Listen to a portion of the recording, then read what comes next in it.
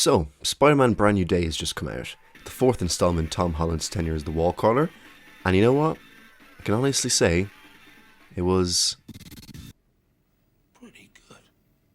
Pretty damn good, lads! Yeah! I think this is definitely one of the best live-action Spider-Man films that I've seen. And it didn't have to be a huge-scale, multiverse film. All it did was get the basics of Spider-Man right, and then some. I hear a lot of people saying that this is the worst state Peter Parker has ever been in. I'd argue that he was at his lowest when his aunt just died and the whole world knew his secret identity, and hated his guts.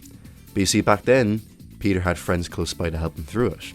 In this film, he is completely isolated. He lives in a shitty apartment, has no friends, and the only person he's in regular contact with is the chief of police. He is utterly, undoubtedly, alone. And you just love to see it. Before I get into spoilers, I want to talk about some of the aspects of this film that I really liked. Firstly, this looks so much better than a lot of the other previous MCU Spider-Man films, and this is mainly down to the use of practical effects. Most of the scenes in the other films, Spider-Man's suit is nearly always CGI, except for more intimate scenes. Like, I don't think any of the Spider-Man in No Way Home actually wore a real mask at any stage. Whereas in this film, you can tell it's Tom Holland in the suit and it just looks so much better. While some action scenes they had to use CGI, for instance, the Hulk fight scene obviously, but they tried to use practical wherever they could, even making use of wires. Another great thing about Tom Holland's Spider-Man that wasn't the case of Tobey and Andrew is that he can actually interact with other heroes, and this film handles that privilege perfectly. From watching the trailers, you'll already know that Punisher and Hulk are key characters in this.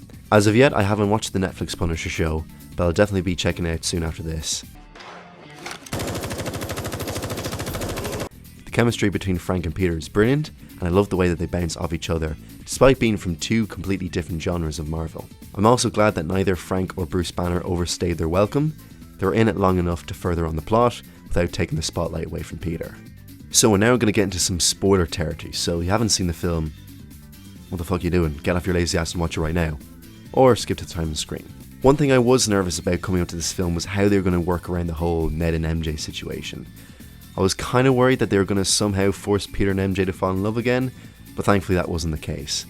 It's kind of similar to how Star-Lord and Gamora's relationship was treated in Guardians 3. Just because they had that connection before doesn't mean that this Gamora or that this MJ is the same person and is just going to fall in love with the protagonist again out of nowhere. It's not the outcome our boy Peter here was hoping for, but at least it gives him some closure.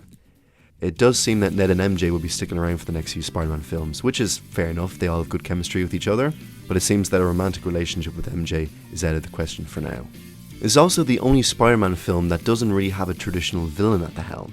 Sure, we have Scorpion and Tombstone who appear briefly, but the film's main antagonist is actually Jean Grey, played by Sadie Sink. This is a very different approach to the character of Jean from what we've seen in other media, and although I was skeptical at first, it's not actually a bad thing. At the moment, everyone's X-Men mad, with Season 2 of X-Men 97 currently being released, and the old cast returning in Doomsday, which I'll talk about now in a moment. But when you take a closer look, Jean doesn't really stand out among the other X-Men in my opinion. Obviously she has the famous Dark Phoenix arc around her, which Hollywood has attempted and failed to do twice, so it's interesting to start her off a lot younger and have her go through her villain arc a lot earlier as well. I was kind of hoping for more of a nod to X-Men, maybe mention a few more mutants, but I suppose at the end of the day, it is a Spider-Man movie. However, the inclusion of Jean Grey in this film confuses me as to what Marvel are actually planning to do with the X-Men. Disney have had the rights to Fox for over 7 years at this stage, and while they have made X-Men 97, there's been very little talk about a new movie. Obviously Jean is meant to be a tease to this reboot, but then they're bringing back the actors from the 2000s X-Men in Avengers Doomsday, so it doesn't seem like Disney knows what the hell to do with them. I don't know, maybe all these questions will be answered in Doomsday, but to be honest, I haven't much hope. The only real nitpick I have about Brand New Day is, it's a bit of a silly one, it's the equipment that Peter has access to. Like from what we see, Peter's living in a crappy apartment, seems to have no job.